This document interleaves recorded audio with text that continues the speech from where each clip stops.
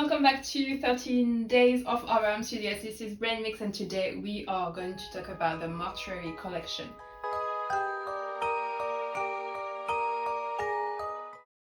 So the Mortuary Collection, before we get on with what's happening in this morbid collection, we're going to talk about the nitty-gritty details. So it's a movie from 2019. It's an hour 48 minutes long with the credits.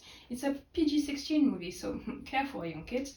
It's a PG-16 movie and it's a Shudder production. Shudder, which is a streaming service for horror shows, movies. If you are in Europe, we do have an equivalent because in Europe, outside of the UK, because I did have a subscription for that, Shudder. If someone from Shudder come across this video, please do tell me in the comments if ever or when we're gonna have be able to access Shudder's platform outside of the UK, please and thank you. Because that's just such a great service. So the equivalent that we do have, for example, here in Spain and in France, they also have is Shadows. So the movie was directed and written by Ryan Spindle. Part of the cast is Clancy Brown, who is one of the main characters, who plays Montgomery Dark, Kathleen Custer, who plays Sam. So before I'm going to say the rest of the cast, this very important detail, so it's a collection of stories. So you've got 3 or 4 different stories happening, and each story has a main character. The main character of one of those stories is Jacob Elordi, who plays Jake in that story 2. And we also have in the first story, the main character is played by Christine Kilmer, who plays Emma. Story 3, we have Barack Hardley, who plays Wendell Owens. And in story 4, actually, the main character is Sam, so played by Kathleen Costa. So like I said, it's a collection of different stories. We've got 4 of them. And like the title of the movie says, it's morbid and death related. But also a bit fantastic because there are some interesting sci-fi stuff happening, such as in the first story. So the story it's not the big spoiler, but the story is a woman, Emma, who is a professional thief and she is being taken away by some sort of monsters in a mirror, just like this one.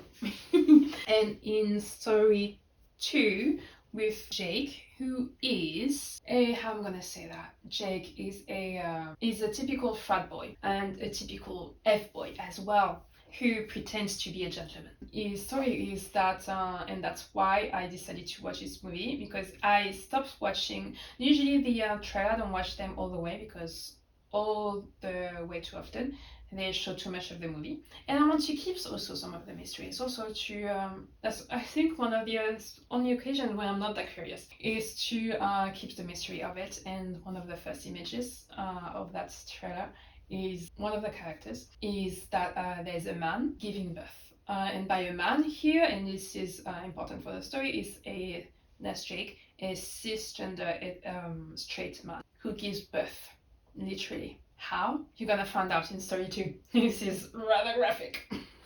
It's dark humor. This is not a movie if you don't have dark humor. I mean, if you watch maybe you have that sense of humor, but that's just in that sense, yeah. And story 3 is a story of a man that actually touches on also another important subject, just like story number 2, who touches on consent, because Jake characters on that, I'm gonna get very serious because I just remembered. So the consent here is not only, yes, do you want to have access? Consent in this story and in life in general can also be with the use of condoms or the change of consent also. So in this story, the frat boy that is Jack does manage somehow to get a girl back with him because she has brought a condom, and that's he gave her because that's how he get girls with his fraternity. They are pretending like they are distributing condoms to empower women, and she was like, hey, I've got this, I want to feel empowered. And he was like a bit reluctant. She's wondering why, because he's the one distributing those condoms. So they start doing their stuff, and at some point I was like, that sounds good. He's gonna try to he's not gonna try, he's gonna do her bad, literally. So he puts on the condom reluctantly and they start to do their stuff. At some point he tells her quite harshly, I've got to say, to turn around because she was up and facing and he wants her to turn around.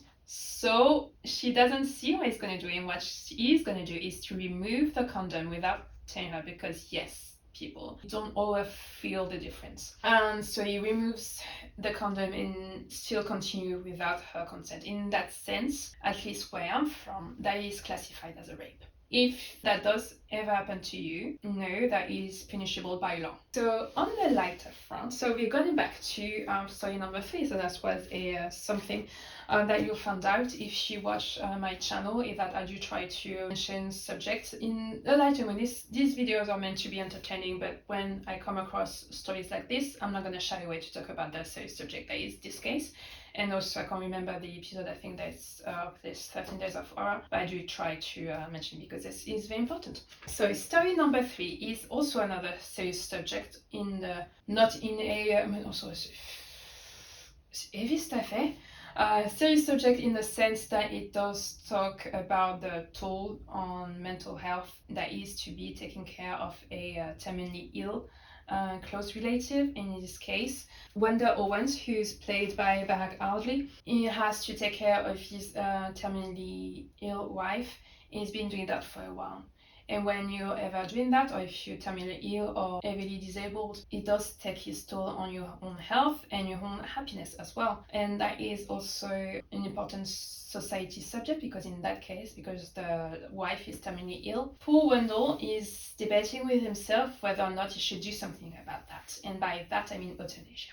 Euthanasia in that sense that here, you're gonna be like, is it euthanasia or is it has transformed itself into a murder? Because even though it's to ease his wife's suffering and his own, of course, to me in that story that's more murder than it is euthanasia, because even though he loves his wife very dearly, he also does it to ease his own suffering. And also one of the important things that is euthanasia, and that we are still debating in France, is that the person who's to receive death needs to be fully aware. That needs to be their choice, needs to be fully aware of how and when and where it's going to happen. And in that sense, the poor wife here is unable to give consent. Again, consent is very important. Maybe she didn't mind to live the rest of the very little time that she had, the way that she's almost vegetative. And in that, because she's not able to communicate properly and very clearly, in that, to me, it's more than it is euthanasia. Show stuff, bad stuff is going to happen to him in a sci-fi or a way, because that's just karma, bitch, you know. And story number 4, we go back to the main character, that is Sam. So Sam is in a mortuary house with a coroner, I'm gonna say, someone that prepares bodies to bury them for burial. That gentleman, who is Montgomery Dark, is rather dark in his house. So he lives in a isolated house. He's a gothic character, like a bit of a cliche, but that's typical of those dark movies. And he tells, so Sam goes there to find a job, or so we think, because there's a help wanted sign outside, and she goes in. Montgomery Dark takes her for an interview, and they end up in his office, where there is a lot of books. And he tells Sam that those books are actually the stories of how people that came into this, how they died. And those stories that he's telling are supposed to be the way that people die. And of course she's gonna be like, but that's a bit weird, because some stories don't sound that realistic, but this is another sci-fi movie, so of course they're real. And so story 4 is the story of Sam. She's not dead. That is not a spoiler, but that is a story that she's telling Montgomery Dark, that she may or may not be a huge part of. And on the little detail, because I do try also to be honest on the movies I did like, the little detail, I'm like, I wonder why will that happen in real life, because also this thing is outlined, I'm like, we never know how we are going to react. But in that case, in one of the stories, the life of a young child is at risk. It's threatened by a murderer that's escaped asylum. The parents rush back to the house. They can't open the door. What do they? Let's go through the back. No, your parents, your child might be being killed at the moment. You push the door open and you try to open the front door.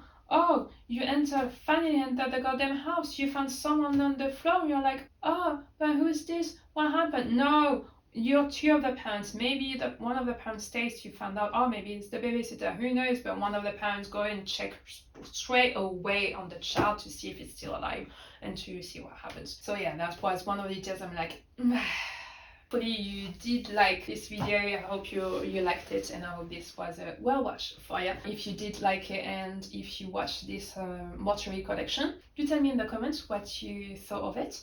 What is your take on those stories and on those subjects? And if you do decide to talk about those heavy subjects in the comments, do it respectfully of each other. On that, I will see you tomorrow for another day of 13 Days of Horror. And in the meantime, I do wish you a good afternoon, a good morning, a good evening, a good night, and most importantly, a very good life. Bye!